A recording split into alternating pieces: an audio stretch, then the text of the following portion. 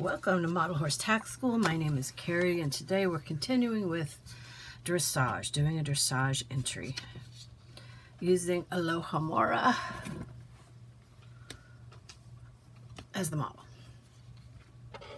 Okay, now the dressage saddle that we're doing is the regular old one. It's not the one with the big honkin' pulley knee blocks, you know, like the Australian saddle modification or something. We're going to do just a standard one. Okay, so this pattern is not the one in my book. Now, the one in my book is perfectly fine. There's nothing wrong with that pattern. But I have since modified the pattern. And I think it's easier to assemble than the one in the book. But the one in the book shows you step-by-step instructions on how to create it. It's fine. It works just fine. The book pattern, or the book, also has more information in it, such as your arena, your markers, how to make the markers, and the holders for the fence and the fence itself. So there's a lot to be said about the how-to dressage book. But this here is a different pattern, not in the book. It's got a different girth. I happen to like this girth better.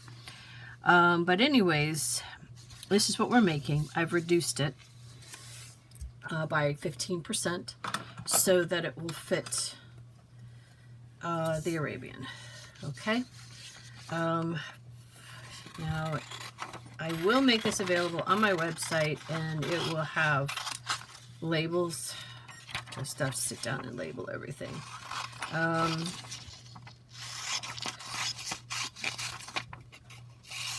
This stuff here is going to be a 2-3 ounce. For English, especially dressage, I actually prefer using a chrome tanned as opposed to tooling leather. Either will work. I just think the drape of a chrome tanned is better than the tooling leather one. It's usually softer, more subtle. So I'm going to be using a chrome tanned. And then these are suede. These are your knee pads. You could use Skyver if you don't want the suede look.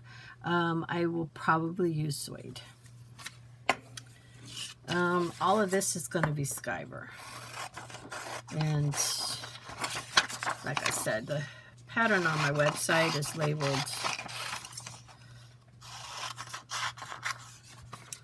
all right. Now in this video we are not going to do the pad. That'll be a separate video, and we're not going to do the bridle.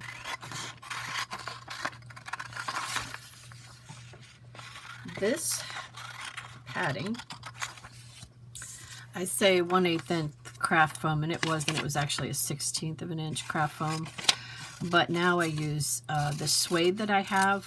I have a suede that's the right thickness that actually moves better. And that was a suggestion when this pattern first came out by people who were creating it, and they suggested using suede, and that it was an excellent suggestion.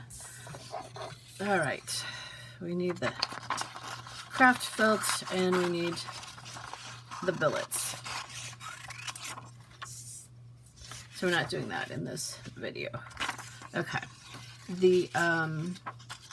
It says girth. This is your billets.